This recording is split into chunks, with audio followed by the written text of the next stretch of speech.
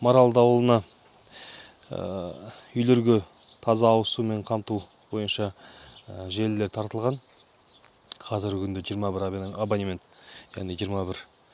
Оның ішінде әлеуметтік нысандар бар, мектеп, ауылдық медпункт. Сондай-ақ 10 үйге тегін тартылды.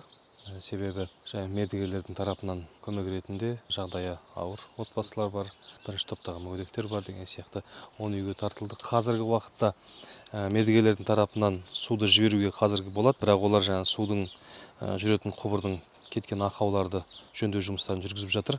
Қазір неғұрлым абонемент, яғни көбірек үй қосылғаннан кейін осы жаздың аяғына қарай суды толық береді. Енді міне Маралды орта мектебі осының жанында міне жаңағы мини футболный алаңы салынып жатыр. Одан кейін онында воркаут салынады. Бір жағынан жақсы да болды. Егер мына жерге мини футболный алаң салатын болса, одан кейін қасында воркауты болатын болса, ол енді балаларға болсын, қай-қайсына болсын жақсы болды негізінен. Осы жерде балалар өздері футболдарын ойнайды, спортпен айналысады. Жүгірем десе де міне площадка бар, кең, қай жағынан ыңғайлы дүние болып тұр бұл. Балалар ойын алаңы, футбол алаңы бөлек, балалар ойын алаңы ол да қазір жұмыстары басталуға дайын тұр. Осы ауылдың ішінде өткен жылы қателеспесем хоккейный корт істелінген екен. Бірақ оны істеген осы ауылдың, Маралды ауылының тұрғыны, мердігер.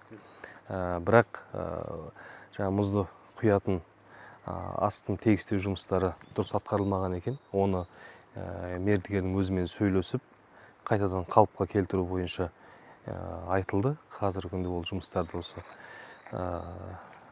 жаз айларында аяқтап берем деген уәдесін берді. Яғни хоккейный кортты келесі қыс маусымына дайындап беремін деді.